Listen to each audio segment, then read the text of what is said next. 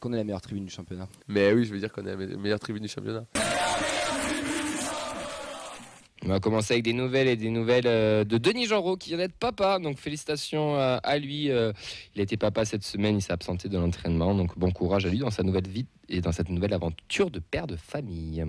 Bon, réjouissant maintenant, c'est Justin Lacombe qui s'est blessé au doigt. Il sera absent des terrains entre 4 et 8 semaines. 6, pardon. Oui, c'est déjà quand même beaucoup. Oui. Déplacement à Montpellier. La préfecture joue un petit peu avec les nerfs des groupes de supporters, mais ça c'est acté. On a eu les infos. Donc il y aura plusieurs groupes de supporters qui seront présents et on aura aussi les Nandi Tolosa qui feront leur premier DEP. On en a parlé mardi dans l'émission. Ben, tu fais le déplacement avec eux d'ailleurs ? Ouais, totalement.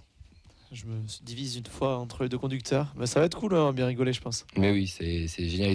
Nathan nous en a parlé mardi. N'hésitez pas à aller retrouver l'émission de mardi pour avoir plus d'informations. Mais c'est le premier déplacement officiel, en tout cas. Ça fait plaisir pour eux. C'était le plus simple en plus à faire, le plus moins loin. C'est le seul surtout, parce qu'après c'est beaucoup plus loin. Oui, dans le sens en termes de trajet, oui. mais tu peux aller ailleurs. Oui, mais c'est vrai que là c'est pas loin, ça se fait sur une journée très facilement. Exactement. On enchaîne avec une autre petite news avec les internationaux U16. Et oui, effectivement, en plus de Noé Akpakoun qui a déjà été sélectionné, c'est Aymen Amaouche qui rejoint l'équipe de France U16 pour le tournoi du Val-de-Marne. Ça commencera la semaine prochaine, ce sera un match contre la Suisse, le Japon et l'Italie. Le rassemblement du Clairefontaine commencera dès demain. Donc bonne nouvelle encore pour nos jeunes. Ouais, on va enchaîner du coup avec ce mercredi. Il y avait les joueurs qui se sont entraînés sur l'annexe 1 devant des jeunes invités par le partenariat Christophe Roveau, au programme Christophe Roveau, pardon. Et d'après des dires du coach en conférence de presse, l'opposition était intense. Ça travaille l'intensité mercredi devant le jeune Pichoun. Il y a surtout eu un petit bain de foule pour nos joueurs. Écoutez, ils le font de plus en plus sur les périodes de vacances scolaires.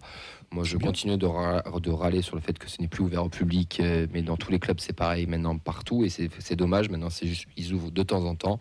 Bon, ça a le mérite d'être fait, j'ai envie de dire, mais bon, c'est vrai que c'est dommage que maintenant on peut plus du tout les voir comme à l'époque, mais c'est pas que chez nous, c'est partout pareil. Oui, tu veux enchaîner ? Non, c'est dans l'air du temps aussi, quoi, au final. Bien sûr, oui, non, totalement. Donc, après, c'est cool que les jeunes puissent en profiter. Un petit peu hors foot TFC, mais qui touche le football. On a notre cher ministre de l'Intérieur qui était dans Rotten sans flamme hier et qui nous a annoncé des mesures. Oui.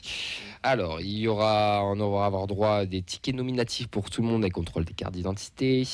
On pourra choper les capots qui lancent des chants homophobes pour les interpeller. Qu'est-ce qu'il nous a dit comme connerie encore ? S'il y en avait une troisième qui m'a rendu fou, je sais plus qu'est-ce que c'était. Attends, je réfléchis. Ok, super. Ah, moi, j'écoute pas les conneries des gens. Si, on en a parlé dans la voiture en plus. Bon, bref. En tout cas, il nous a dit pas mal de choses. Tout ce que je retiens de son intervention, c'est qu'il a mis un grand coup de pied dans la fourmilière pour faire secouer le cocotier. Sauf qu'en fait, il a dit des choses qui existent déjà. Ah oui, les policiers, plus de policiers en civil dans les tribunes, ce qui existe déjà. Plus de caméras, ce qui existe déjà. Donc, messieurs les ministres, avant de parler de football, essayez de vous renseigner un minimum dessus. Parce que ceux qui vont encore en pâtir, ça va être nous, les supporters. Et sauf que eux, ils sont là juste pendant 2 ans ou 3 ans et ils font du bruit très fort, mais au final, ça ne sert strictement à rien parce que tout ce qu'il a dit, ça existe déjà. Comme tu me l'as dit en off tout à l'heure, Rémi, lui, ce qu'il veut, c'est des tickets nominatifs et contrôle de carte d'identité, comme il se fait en Italie. Et en Italie, le résultat est que c'est catastrophique, mais continuons de faire n'importe quoi. C'était l'édito de Camille. Il me gave. Franchement, ça me gave. En fait. L'Italie, ils ont Dazone, ils font ça nominatif, pareil. Non, mais ensuite, chemin italien. On a chié sur la gueule de Wada Castera avant, mais elle avait le mérite de se renseigner et de parler avec les groupes de supporters, avec l'ANS et d'essayer de trouver des vrais axes de travail. Après, moi en tout cas, je l'ai compris comme ça. Je pense qu'il veut aussi mettre un peu la pression sur les clubs en disant ça. Bon, après, on verra ce que ça donnera dans le temps, mais... Tu vois, leur truc des chants homophobes, là, c'est un truc qu'ils construisent, qui sont construits de toutes pièces. Je dis pas que c'est bien de chanter ce qui se chante, mais là, comme ça s'est fait au parc, c'était vraiment mis en valeur, alors que je pense que dans peut-être 5 ou 6 autres stades avant le parc, et avant ce classique au PSG Marseille, c'est déjà arrivé, mais comme c'est pas le Parc des Princes, on n'en parle pas. Et là, comme c'est Paris, là, faut en parler, il faut essayer de faire des trucs. Mais en soi, pour moi, tu ne règles même pas le problème. Tu n'en parles même pas. D'ailleurs, il le dit on laissera les clubs gérer. Donc au final, c'est pour ça. Ils mettent un peu la pression sur les clubs, mais bon. Après, donc ça sert à rien. Si tu donnes pas les outils au club pour combattre ça, c'est très bien qu'après les clubs derrière, par rapport à leurs supporters, ils essayent de faire comme ils peuvent, mais ils ont aussi besoin des supporters. Et ça, c'est peut-être ce que les ministres, comme tu dis, ne comprennent pas. Ça, totalement. D'ailleurs, le foot français a besoin de ses supporters parce que c'est eux qui. On n'a plus d'argent grâce aux droits TV, donc c'est qui ramène des sous, c'est les spectateurs quand ils viennent au stade parce qu'ils payent leur abonnement, ils payent leur billet, ils consomment dans le stade, que ce soit de alcool, à à boire manger, ou à manger ou boutique ou que sais-je. Donc tu peux pas te passer d'eux non plus. On parle aussi de fameuses IDS parce qu'on n'a pas assez d'IDS en France, etc. Mais plutôt que d'interdire et de vouloir mettre des interdictions partout, juste renseignez-vous sur le problème. Examiner, soyez en relation avec les clubs, avec ce qui se fait, avec les associations de supporters, avec les supporters aussi eux-mêmes. Faites une vraie enquête, une vraie étude et on pourra régler des problèmes. Déjà, en Allemagne, en Angleterre, ils ont fait des choses intéressantes. Nous, on est les seuls en France à ne pas déjà mettre tous nos supporters dans un parcage extérieur ou à limiter les parcages pour un oui, pour un non.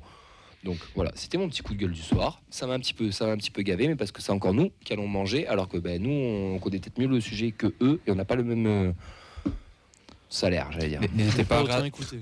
à réagir au 32-16, au standard. Non, mais en vrai, oui, non, je suis seul à parler. Mais Oui, mais je suis d'accord. Oui, tout d'accord, c'est le problème. il y a d'autres soucis. S'ils veulent vraiment s'attaquer à tout ça, qu'ils s'y prennent autrement et qui s'attaquent vraiment aux vrais problèmes, qu'ils fassent pas semblant. C'est toujours mal amené, pas préparé. C'est toujours la même chose. C'est ça.